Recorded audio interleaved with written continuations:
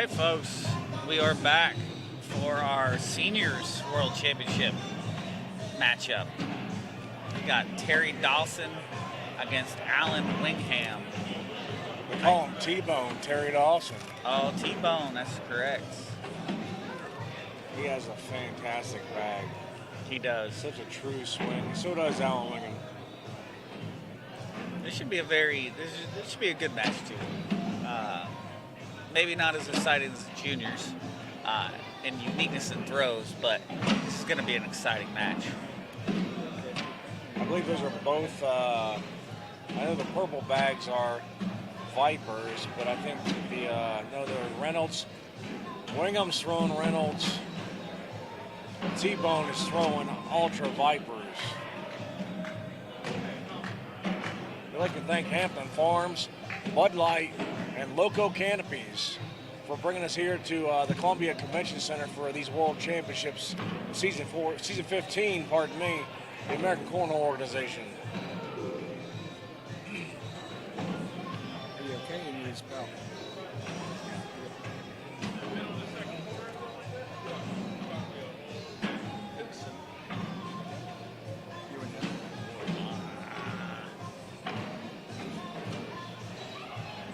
Sorry about that. We're switching out commentators. We're bringing in Eric Hubbard. Las Vegas Cornhole himself is sitting beside me right now. Welcome, Eric. It's good to be here. Getting ready to get the seniors started off here. We're actually switching out another commentator, and we're actually bringing in the cornhole dude himself, Frank Gears. What up, Bubby? What's going on, buddy?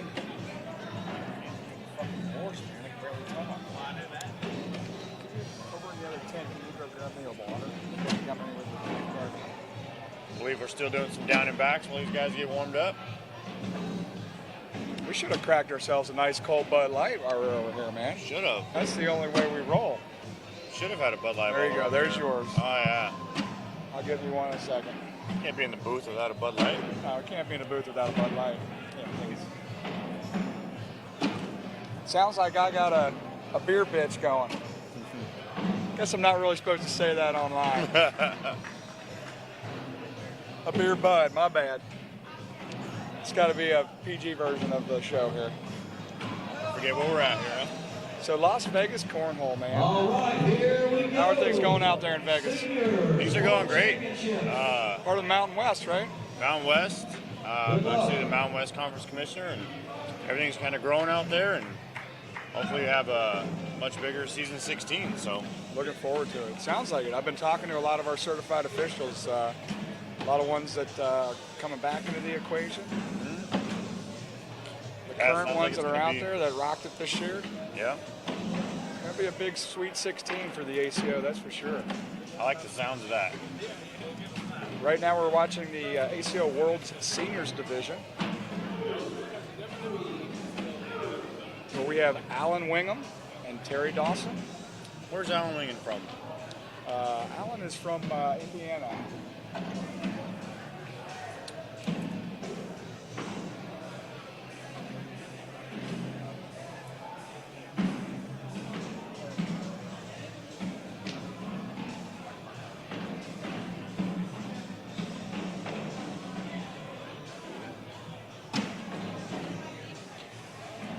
So Hampton Farms, did you try any of the peanuts out here? I have. I've actually had like 3 bags of them. So they are some really good peanuts there. No, they're tasty. I actually had some at the shack when we were in Spartanburg visiting Ryan LaBelle on the way out here. Good old LaBelle. Good old LaBelle. He's doing a great job emceeing today. Thanks again to Rich Pyle and our show, Whole Nation. He and Tracy Pyle over there are rocking it with Tina Candler. Tom Latham, our photographer and art man himself. He does some great. Did you see that program? Our World's program is awesome. Even those jerseys next year, Oh, those yeah. ones look sweet. Well, thanks again to Glover Design. We got a new jersey company that's working with us. They're doing a great job. We're going to have a system hopefully in place, Hubs, that will allow our players to actually go assemble their own jersey, pay for it online, approve it online, and hit the click button, and boom. Thanks to Glover Design, they've invested a lot in some technology that's going to allow them to do that. That'll definitely help streamline the process with it. I know that's kind of been a big. All right, we got somebody that finally gets a point. Somebody that gets on the board here. Terry Dawson. Yeah, both these guys from Indiana. Both these guys from Indiana. Out there battling with Mr. Melby. Melby running our Heartland Conference out there. Scott doing a great job.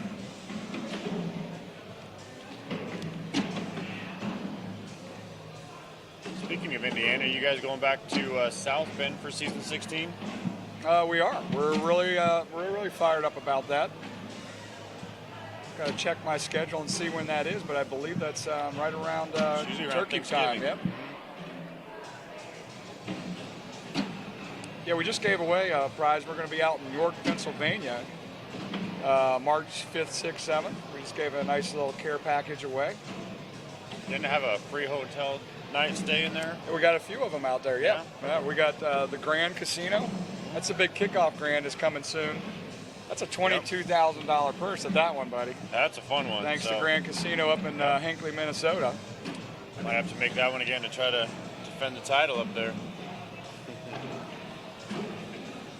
Yeah, that was definitely a fun one last year, especially with the added tournament. I think it was on Sunday for the NFL.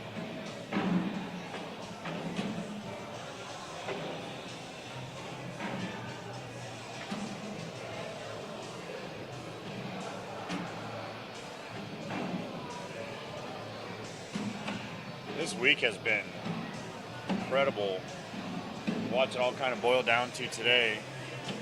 We're doing all championship matches today. Championship Saturday. It's kind of cool to see it all come together and up here.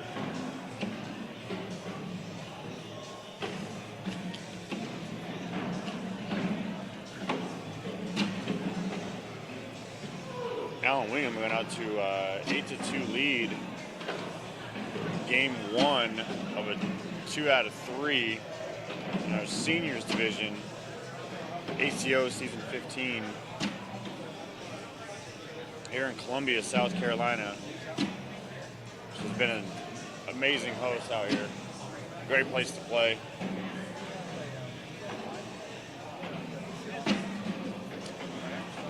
And the mayor actually earlier today officially announced that last Saturday of July was going to be World Cornhole Day, which will make it nice for a lot of players that always ask when Worlds is going to be. So now we know that the Championship Saturday will always be the last Saturday of July. So we actually got Brandon Davis in the booth here today. Yes, sir. And going to help me out here with some talking. So how'd you play this weekend, Brandon? Didn't play too great. Have an issue with my wrist, so I actually switched to lefty for a few games. Threw a lot better lefty than I did with my right, but I don't even think I could hit the board if I threw with my left hand. Yeah. Tried a few times out there in Vegas messing around, and it just doesn't work that way. So I actually shocked myself a little bit. I threw 2 and 3 in sometimes.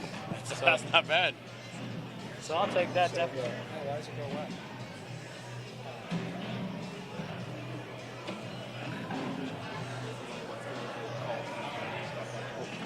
So it looks like we got Terry Dawson closing the gap a little bit. That must have been a good round for him. Yeah, it looked like he was struggling there at the beginning, but it looks like he's finally getting it together.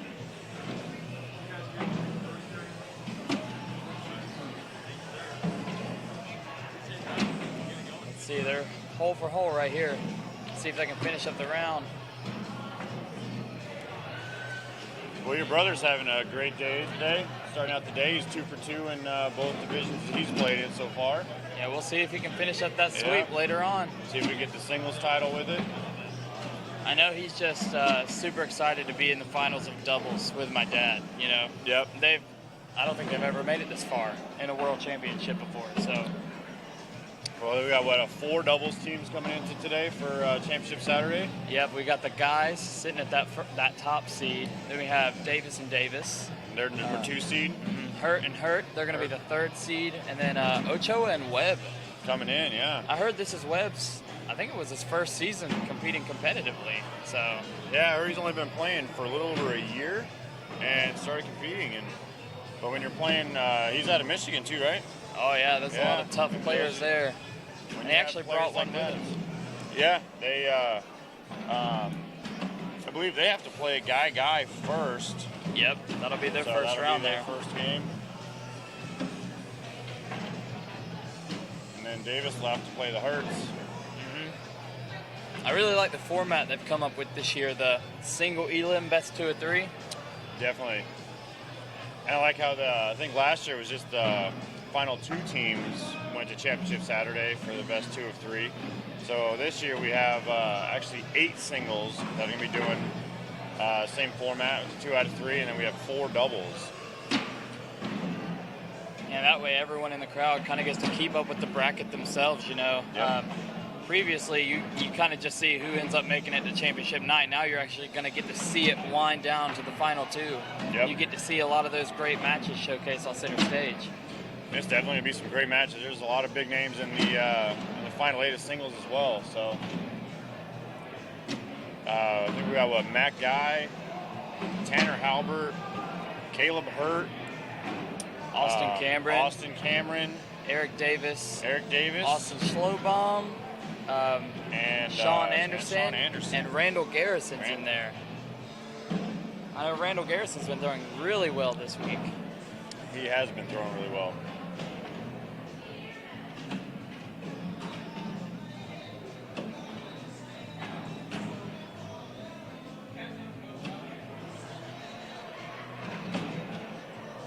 Seems like Alan Wingham has been able to hold on to that lead here a little bit. So He's been out ahead the whole game pretty much. He was actually the person that won the winners final, so he came through the winners bracket, where Terry Dawson had to battle his way back through the losers.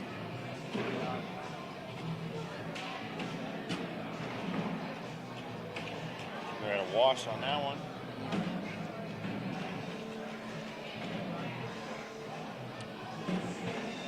What do you think of having the Worlds here in Columbia? Actually, I loved it. You know, it was in our backyard, so 2.5 hours away. We left Tuesday morning. You know, we weren't even in a hurry. We'll get there way before it starts. And it's been great. The city's nice. If you're staying in the Hilton, you're right there across the road. You know, you Right can just there. walk back and forth.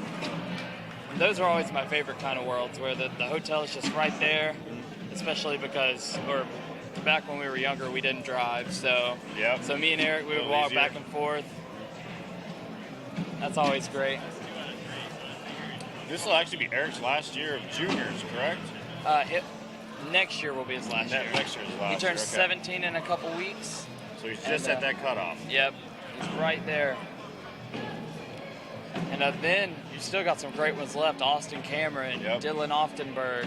You got both the Gore twins, which are Gore, up yeah. and coming. This is their first World Championships. 11 years old out here, and I believe they made Top Gun 20. Both of them made pro, which is pretty incredible for a couple 11-year-old kids. And I watched one of their games. They had to play the guys on center court, actually. They were up on them 8-0. oh wow, They ended up losing that match, but to be up on the guys at such a young age, that's mind-blowing. And I how remember about watching them the first time, one of the majors, and just watching these little kids throw, and it was just amazing how they can get that bag that far. Being that little, it was pretty incredible. So and how about Addie Riniger, 12-year-old world champion? that's pretty incredible, especially with her and Eric Davis winning that co-ed. A lot of people didn't really know who she was, and a lot of people do now. So she's Yeah, definitely a thrower. It's crazy that she was able to maintain that composure for those matches. Even I don't know that I could maintain that kind of composure on center stage. Especially when you're competing for a world title on center stage, everybody's watching. You know, it's a little nerve-wracking, and it kind of changes the way you throw and changes how things go. But Especially when you got a close game like we do right here between Alan Wingham and Terry Dawson. He's closed that gap to 2 now, 15-13. keep that going. Looks like these guys are throwing some really slick bags. They're going hole for hole, back and forth. We got a blocker at Alan Wingham. I believe we have Vipers and Reynolds in this one. That was a 4-bag wash there. I believe both these guys are from Indiana. Played against Alan Wingham a few times. I've known him for quite some time. I'm pretty sure he was playing before I started, and I started almost 5 years ago.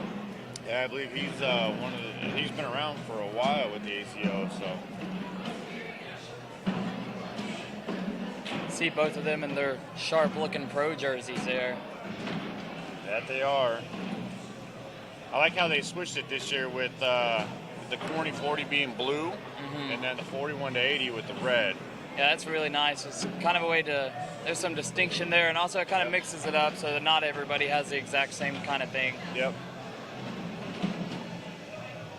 I really like the way we've kind of moved into these really professional looking jerseys, you know, all the clean cut lines. Yep. They look really sharp. ACO has always had some of the best designed jerseys, but I got to say these new pro jerseys this year, even the ones last year were, you know, those are pretty sweet. But I like how they resemble the brand new Champion Series boards that the ACO came out with. Exactly, So. exactly.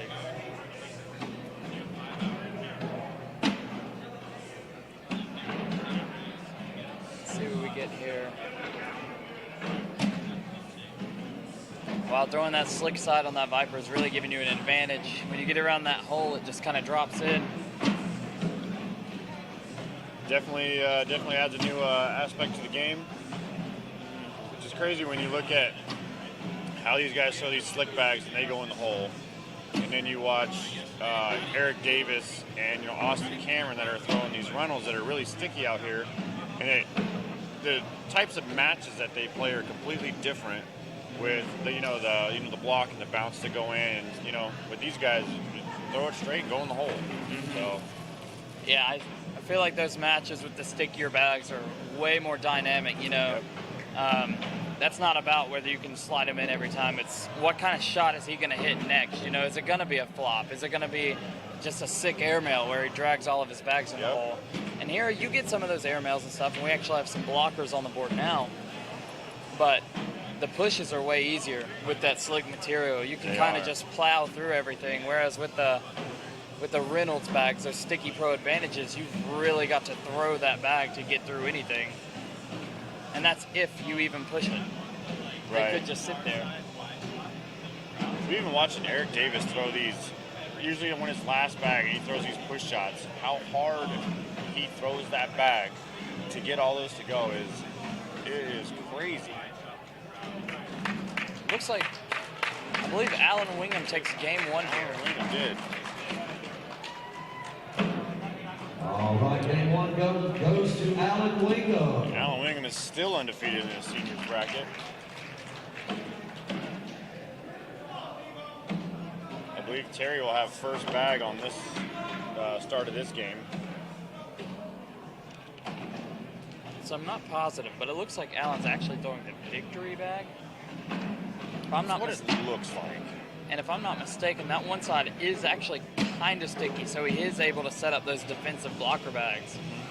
And against the Vipers, if you can get it in the right spot, that's an awesome bag.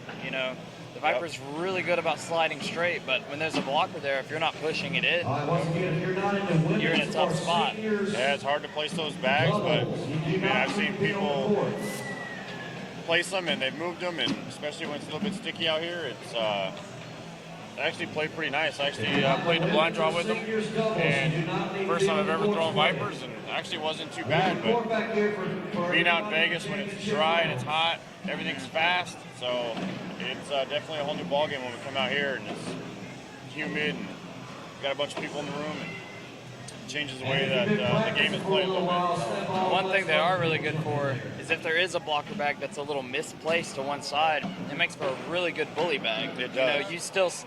They've got a bag to the right side a little bit. You still just slide up the middle and push that thing all the way out. Yep. Open up the lane for the next bag.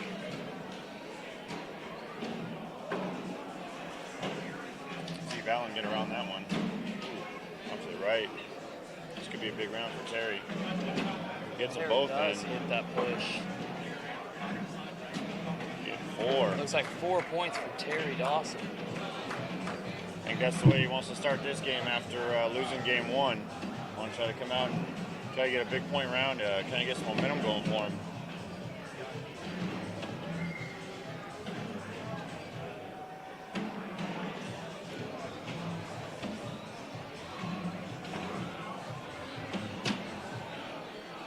Left that one a little off, see if Allen can take advantage as he does.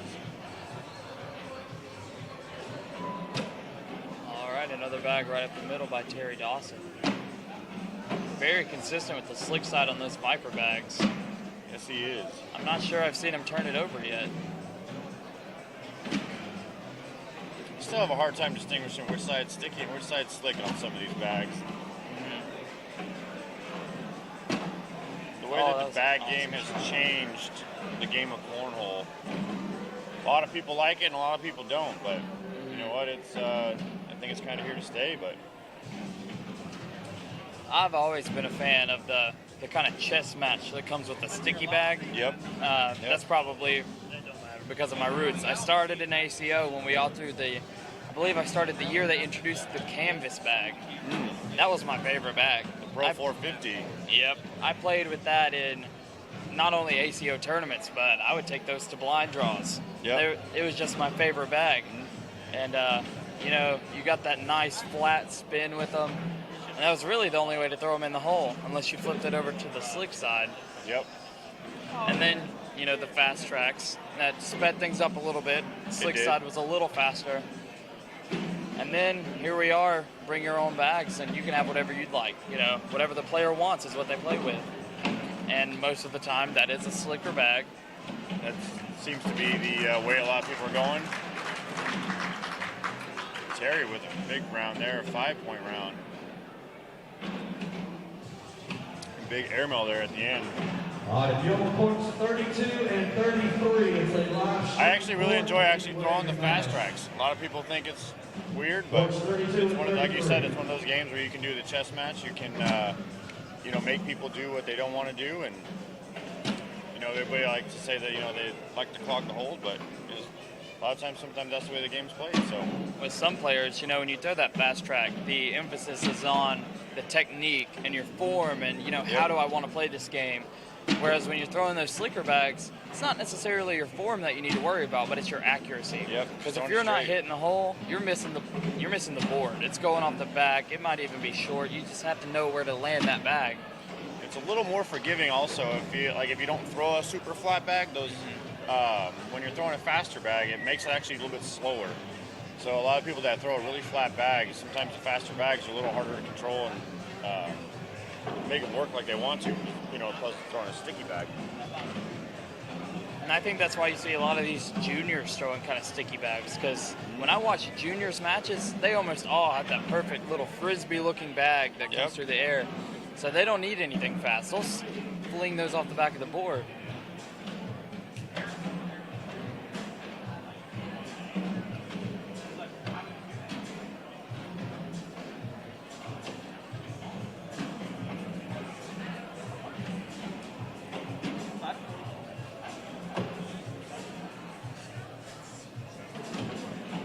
That was a good blocker by Terry Dawson. He's going to make Allen have to shoot something, and he does hit it. One. Let's see, what do we have here? It's he tried to push it up the middle, and he ended up knocking in one of Allen's bags and giving up that lead. 10-9, and Allen does have the advantage here, so all he needs is one more win, and this game is over.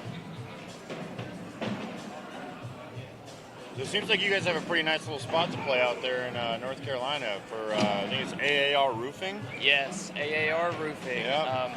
Those are actually our sponsors. You know, they're really great people. And they've set up this little cornhole room for us. We've got 7 sets of boards. Actually, Incredible. I run the tournament there, and they messaged me last night, and they're like, wow, we have 49 teams out here tonight. We had 49 teams at our blind draw.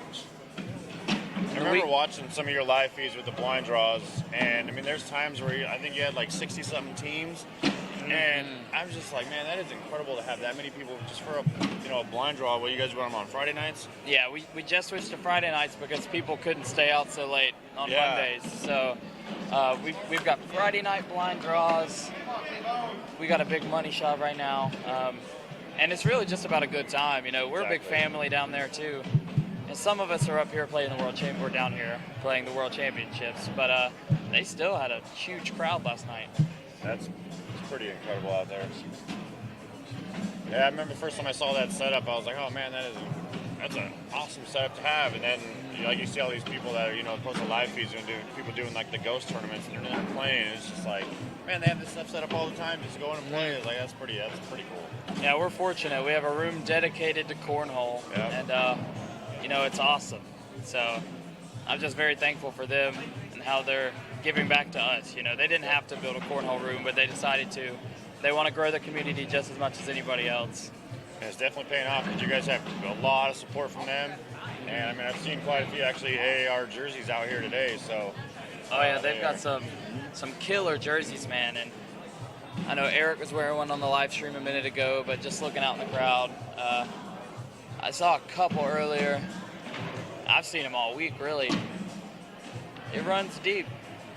It's a big family. And that's all cornhole really is. We've got this ACO family too. Yep. People I don't get to see very often. Like you're across the country from me. Yep. But good friends with so many people. That's one of my favorite parts about the ACO. Especially with these people, you might only see, once or twice a year, but it's like every time you see them, it's like you've been best friends forever and like you haven't missed a beat and you just go right back into it. It's just for the love of the game of cornhole. And everybody's competitive, they all want to win, but for me it's more about seeing the people I can't always see and hanging out, having a good time. So we're very fortunate that we got to come together. There are some specific rules in place, like we've got masks on center court. We have to wear masks in the hallways and all that kind of stuff. Trying to social distance a little bit. And even with the ACO, I mean, with the whole mask situation, they actually came out and had these gaiters made that all the players actually receive one during check-in. So you see a lot of them out here on the live feed. Actually, Terry Dawson's wearing one. And that kind of helped out because I know a lot of people sometimes didn't have a mask or anything else. So that made it nice for it. Yeah, definitely.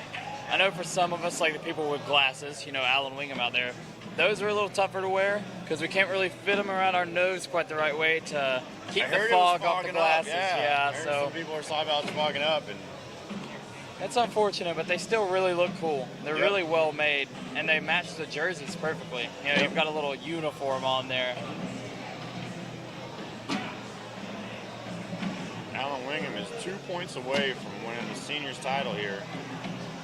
Looks like he might have an opportunity there with Terry off to the right side. As long as he doesn't miss. A four-bagger for the World Championship. Yep. Terry stayed strong through the end. Oh, and that's going to do it. Alan Wingham is the world champion. Congratulations, Alan Wingham. All right, congratulations, Alan Wingham, our seniors world champion. Both of these guys shot great all week. Very proud of them. Alan Wingham goes undefeated through the seniors bracket this whole weekend here. So good job to Alan Wingham, and Terry Dawson played well as well.